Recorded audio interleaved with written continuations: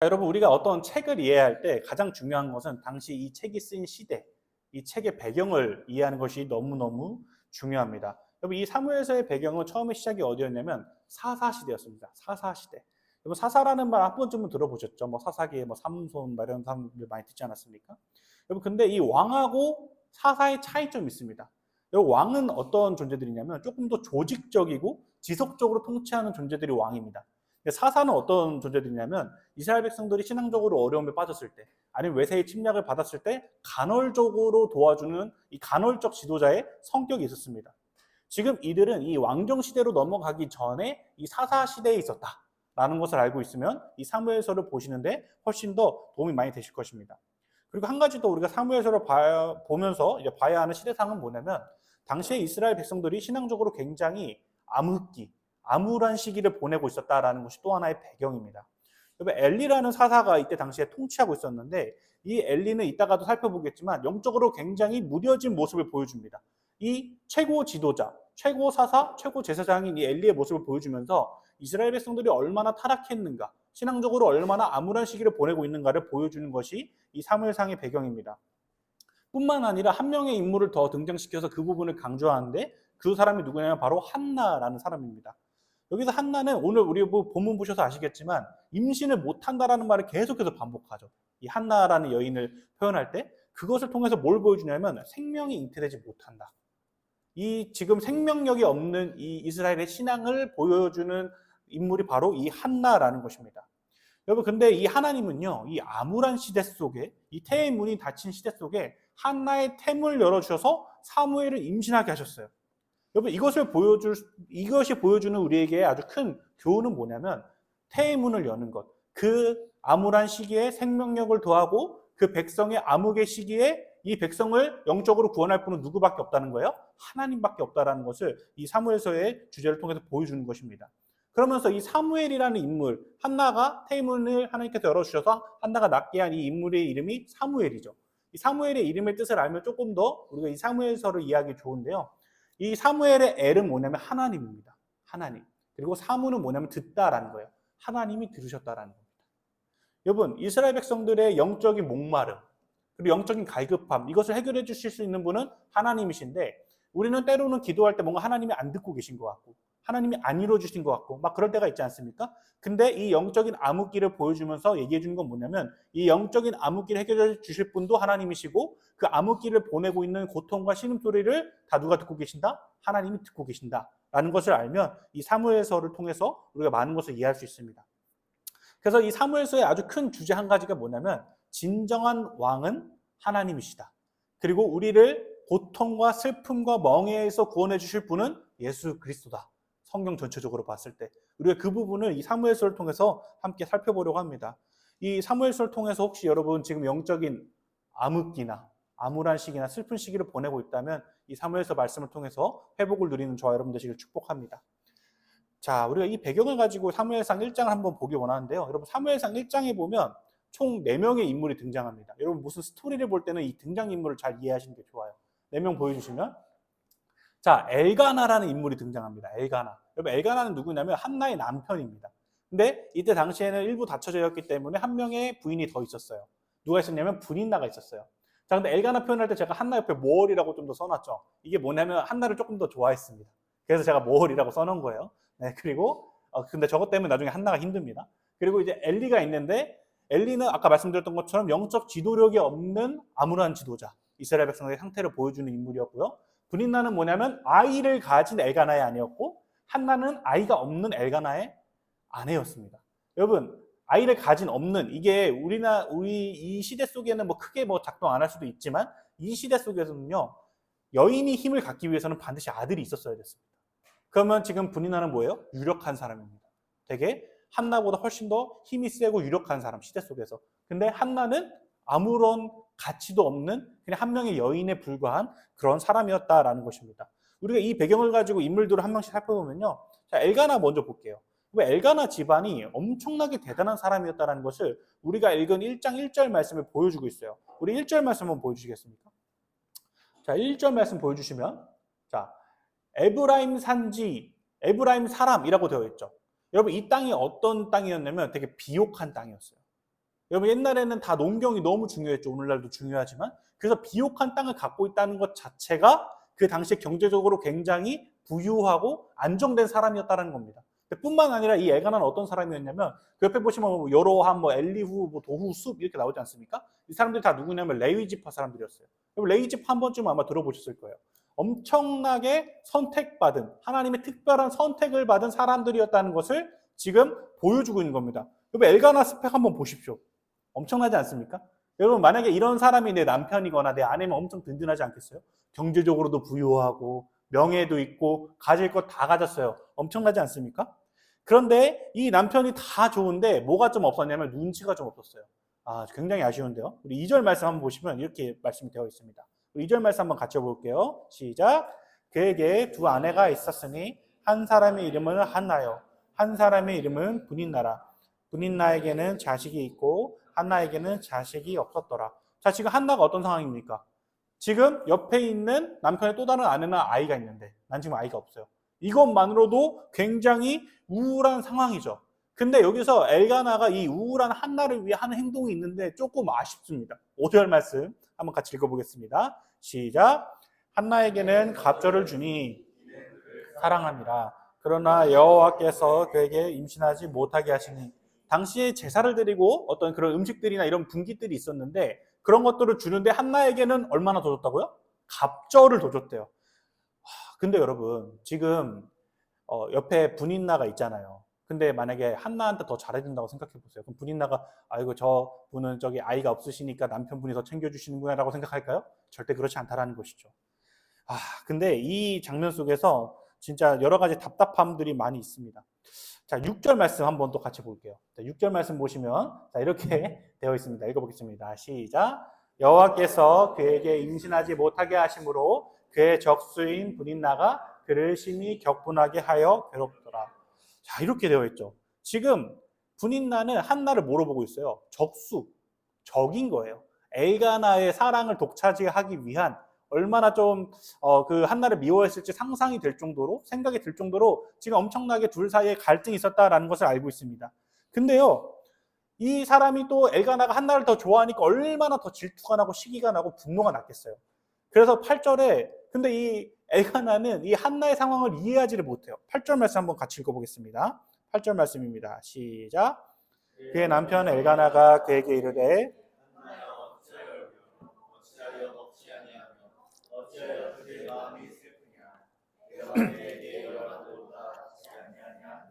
여러분 진짜 몰라서 하는 말일까요? 요즘 말로 이게 뭐냐면 말이에요, 방구예요라는 말이 나올 수 있는 거예요.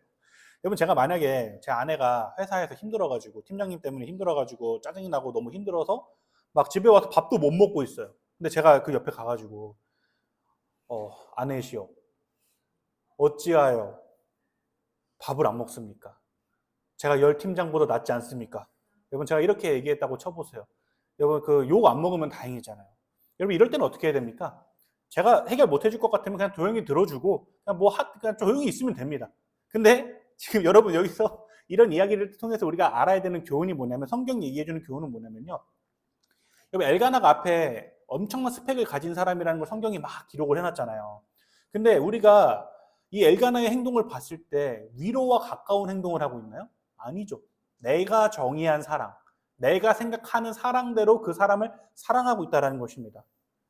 여러분 우리가 세상에서 결혼 조건 볼 때 많은 걸 보지 않습니까? 뭐 경제적인 능력, 사회적인 지위, 집안 배경, 학력 등등 많은 것을 보지 않습니까? 요즘에는 결혼정보업체 회사에서 여러 가지 조건을 막 따져서 사람을 등급을 매기죠. 능력주의가 나온 사회의 어두운 면이죠. 그래서 성경이 얘기해 주는 건 뭐냐면 너가 아무리 잘난 사람 만나도 너는 하나님이 필요하다라는 것입니다. 너가 아무리 잘난 사람 만나도 너는 하나님이 필요하다라는 것을 얘기해 주고 있는 거예요. 우리는요, 내가 생각하는 괜찮은 사람을 만나면 모든 것이 다 잘 풀리고 모든 것이 잘 해결될 거라고 오해하고 삽니다. 성격은 이러면 될 것 같고 스펙은 이 정도면 될 것 같고 집안 배경은 이러면 될 것 같고 이 정도로 만나면 다 해결될 것 같아요. 그러니까 성경이 얘기해 주는 건 뭡니까? 모든 스펙을 너가 생각하는 거 다 갖추고 있어도 너는 하나님을 봐야 된다. 그 남편이 아무리 능력이 있고 아무리 대단하더라도 그 아내가 아무리 잘 섬기더라도 너는 그래도 하나님이 필요하다라는 것을 얘기해 주고 있는 겁니다. 여러분 그래서 배우자를 만날 때 가장 중요한 건 뭐냐면 좋은 스펙을 가진 사람이 아니라 하나님을 함께 볼 사람을 만나셔야 됩니다. 하나님을 함께 볼 사람. 여러분 이 자리에는 지금 이미 연애를 하고 계신 분도 있고 또 결혼하신 분도 있고 앞으로 연애를 하실 분도 있을 텐데요. 여러분 모든 사람이 다 똑같습니다. 연애를 하고 계신다면 같이 하나님을 보는 연습을 하셔야 됩니다. 여러분 남편이 모든 걸 다 위로해 줄 수 없고 아내가 모든 걸 다 위로해 줄 수 없습니다. 남자친구와 여자친구가 다 모든 걸 해줄 수 없어요. 그런데 우리의 모든 것을 아시는 하나님은 우리의 모든 걸 다 이해하실 수 있습니다. 그렇기에 하나님을 보고 나서의 넉넉한 마음으로 서로 연애하고 사랑하는 거지 서로만 바라보면서 하면요. 지치고 힘들고 그 사람이 내 기준에 안 맞았을 때 지치고 힘들고 계속해서 이런 것들이 반복되는 것입니다.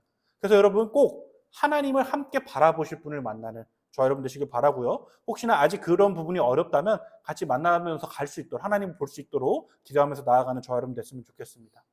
여러분 또한 이 성경은 계속해서요. 이 무능력한 남편만 보여주는 것이 아니라 더 한 명의 엄청나게 공감 능력 제로인 사람을 한 명 더 소개시켜 줍니다.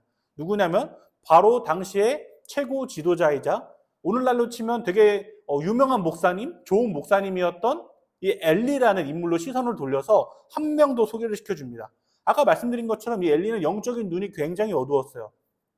한나가 굉장히 고통스럽잖아요. 너무 고통스러워서 아기를 못 가지고 분인나가 막 괴롭히고 이러니까 너무 괴로워서 여호와의 성막 근처에서 앉아서 기도를 하고 있었습니다. 그리고 뭐라고 기도하죠?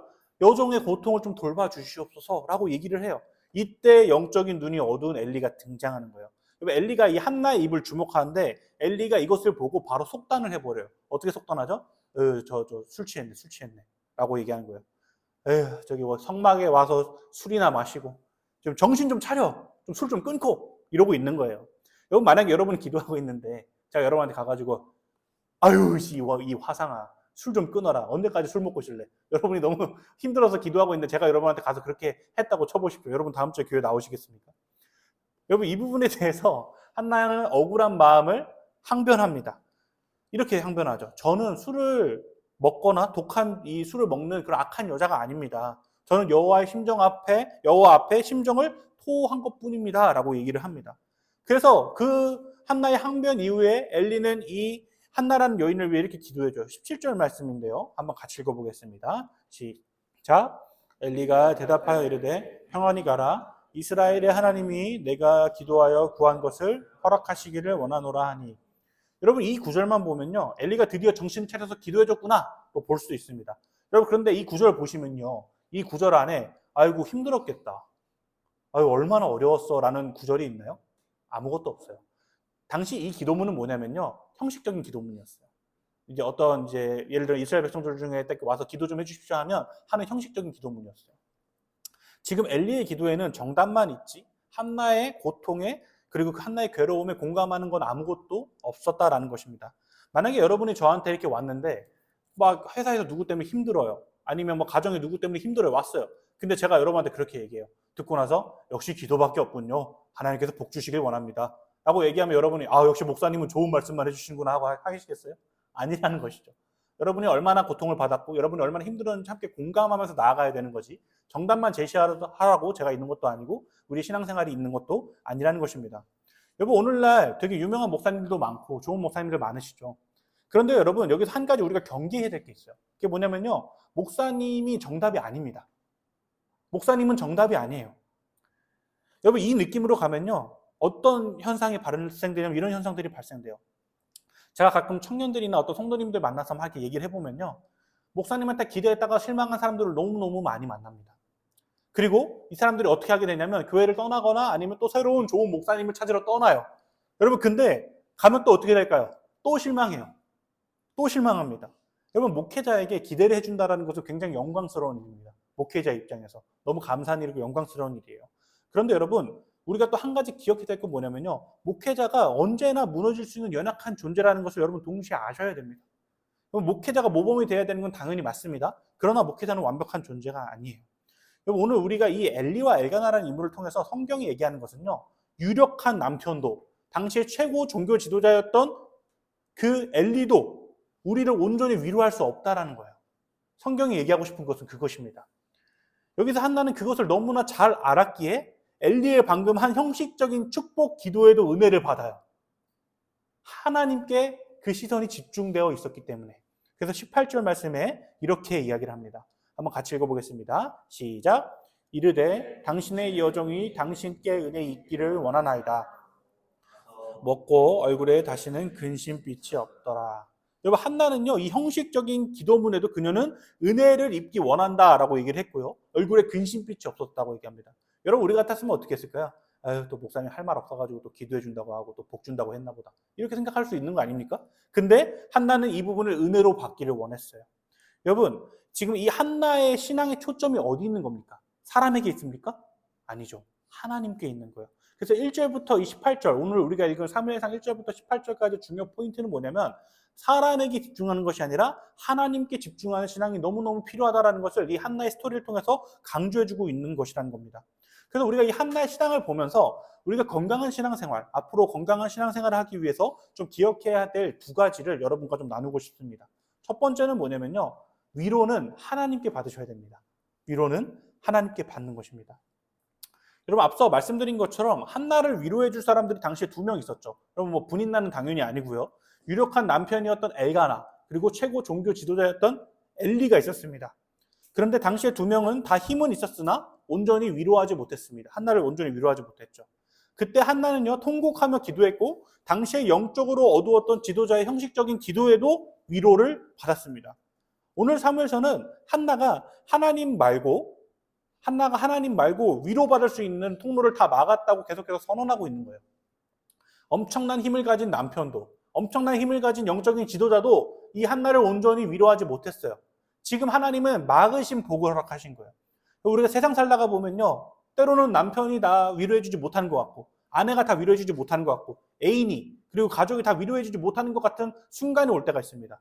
여러분, 복 받으신 겁니다. 하나님만 볼 수 있는 복을 받으신 겁니다. 그 막으신 복이 있을 때 여러분 어디를 봐야 됩니까? 또 사람 찾지 마시고 그때는 정말 하나님을 보셔야 돼요. 이게 이 한나의 신앙을 통해서 우리가 배울 수 있는 겁니다. 우리가 신앙생활하면서 착각하는 부분이 뭐냐면 자꾸 사람한테 위로를 받고 싶어 합니다.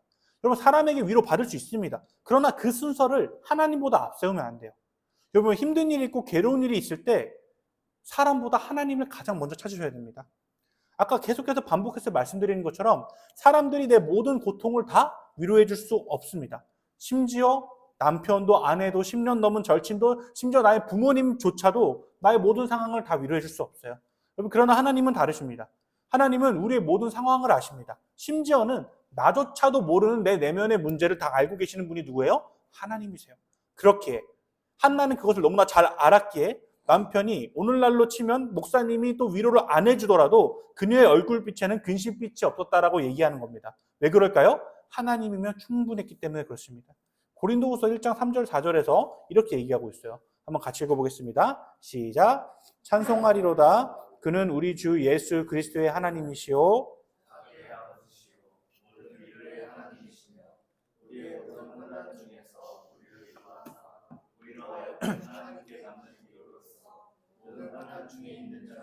능히 위로하게 하시는 이시로다. 아멘. 여러분, 그래서요, 하나님께 위로를 받는 사람들, 이렇게 하나님께 위로를 받는 사람들은요, 아까 말씀드린 것처럼 형식적인 위로에도 은혜를 받을 수 있는 거예요. 여러분, 혹시 나의 아저씨라는 드라마 보신 분 계십니까? 나의 아저씨. 혹시 보신 분 한번 손 들어주시겠어요? 아, 네. 명작입니다. 꼭 한번 보시길 바랍니다. 저도 처음에 아내한테 뭐 그게 재밌어 이러고 했다가 봤다가 다 봤어요. 자, 나의 아저씨라는 이 드라마가 있는데 여기 보시면 불우한 가정의 아이유가 등장을 합니다. 근데 이 아이유가 이제 불우하니까 주변에서 도와주기 시작했어요. 어떤 분들은 쌀을 갖다 주시기도 하고 어떤 분들은 뭐 돈을 지원해 주시기도 하고 갖다 주기 시작했어요. 근데 그 어른들의 그 도움이 어느샌가부터 끊기기 시작했습니다. 그래서 이 아이가 그 상태로 자랐는데 이 아이가 만난 나의 아저씨랑 대화를 해요. 그래서 이렇게 얘기합니다. 그 사람들도 뭐 언젠가 떠나던데요? 라고 이렇게 얘기를 합니다. 근데 그 아저씨가 이렇게 얘기를 해요. 한두 번이 어디야? 안 하는 사람도 세고 셌어. 라고 그렇게 얘기합니다. 여러분, 우리가 하나님께 위로를 받는 사람들이라면요, 형식적인 위로조차도 우리에게 힘이 됩니다. 여기에 우리의 신앙의 초점이 있어야 돼요. 여러분, 우리는요, 가끔 남들의 위로조차도 내가 평가하고 싶을 때가 있어요. 또 할 말 없어서 저런 말 하나 보다. 물론 형식적인 위로일 수도 있습니다. 여러분께 그리고 저한테 스스로에게 이렇게 얘기하고 싶어요. 형식적인 위로가 어디야? 위로 안 하는 분들도 세고 셌습니다. 여러분의 삶 속에 여러분의 뭐 남편이 될 분과 아내가 될 분, 아니면 애인이나 가족분들이 해주는 형식적인 위로에도 여러분 감동을 받으셨으면 좋겠어요. 근데 그 감동이 어디서 나오냐면요, 하나님께서부터 나오는 거예요. 하나님께 위로를 받은 사람은 사람의 형식적인 위로에도 감동을 받을 수 있는 힘이 생깁니다. 사랑하는 여러분, 우리 모든 위로의 순서를 하나님께 가장 먼저 고정하시는 저와 여러분 되시길 축복합니다. 그렇게 되어서 여러분이 받는 세상 속의 위로도 하나님의 위로를 받으시고 은혜를 받으시는 저와 여러분 되시길 축복합니다. 두 번째, 건강한 신앙생활을 하기 위한 어떤 점검사항을 또 말씀드리면요, 영광을 하나님께 돌리는 것입니다. 영광을 하나님께 돌리는 것. 여러분, 우리가 본 이 본문의 중요한 포인트를 놓치지 말아야 될 것, 그것은 무엇이냐면 바로 18절 말씀이 어떤 시점에 의해서 쓰였는가가 되게 중요합니다. 18절 말씀 한 번 더 보여주시면, 자, 얼굴에 다시는 근심빛이 없었다라고 되어 있죠. 여러분, 근데 이 시점을 보시면요, 여러분께 한번 질문을 드릴게요. 지금 이 한나가 아이를 가진 상황인가요? 아니죠. 분인나의 공격이 끊긴 상황인가요? 아니죠. 19절 이하의 아이를 갖습니다. 근데 지금 아이를 갖기도 전에 지금 어떻게 된 거예요? 얼굴에 다시는 근심빛이 없었다라고 얘기하는 거예요. 여러분, 우리는 보통 내가 원하는 대로 상황이 풀렸을 때 얼굴에 근심빛이 사라지죠. 아, 이게 삶이지. 이게 정답이지 하면서 말이죠. 근데 한나는 자기가 원하는 상황, 정말 그 간절한 아이를 갖고 싶은 상황이 열리지 않고 분인나의 괴로움이 끊기지 않았는데도 그녀의 얼굴에 근심빛을 없앨 수 있었습니다. 그 이유가 뭘까요? 모든 상황의 주권자가 하나님을 알았기 때문에 그랬습니다. 나에게 생명을 주실 분도, 이 상황을 이끌어 주실 분도 하나님이심을 알기에 그녀의 얼굴빛에는 근심이 없어질 수 있었던 것입니다. 여러분, 우리가 신앙생활하면서 하나님께 영광 돌리자 이런 말 많이 하지 않습니까? 이 말을 여러 가지로 해석할 수 있지만 결국에는 영광을 돌린다라는 뜻은 뭐냐면요, 하나님께 주권이 있습니다 라고 고백하는 것과 같습니다. 다시 한번요, 영광을 돌리다라는 표현은 내 삶의 모든 것은 하나님께서 주관하십니다, 하나님께 주권이 있습니다 라고 고백하는 것이 영광을 돌린다라는 표현이라는 거예요. 여러분, 예배가 왜 하나님께 영광이 됩니까? 우리의 인생을 이끌어가고 계신 분이 하나님이라는 것을 노래하니까. 여러분, 예배가 왜 하나님께 영광이 됩니까? 하나님이 나의 주인이시라는 것을 다시 한번 기억하니까. 괴롭고 힘든 상황이 여전히 있지만 그 상황 속에서도 하나님은 하나님이십니다, 이 모든 것을 주관하십니다 라고 고백하고 있었기 때문에 예배가 될 수 있는 겁니다. 결국에는요, 그녀는 이 사무엘상 2장에 가보면, 우리가 한 2주 뒤에 볼 건데, 사무엘상 2장에 가보면 그녀의 노래 속에서 아버지의 주권과 아버지의 모든 것을 이끄심, 아버지의 전능함을 노래하는 한나의 유명한 노래가 나옵니다. 여러분, 우리가 이것을 보면요, 저는 요즘에 이 예배들, 좀 뭐랄까요, 특별히 조금 우리 젊은 분들이 하는 예배를 볼 때 조금 마음이 아플 때가 많아요.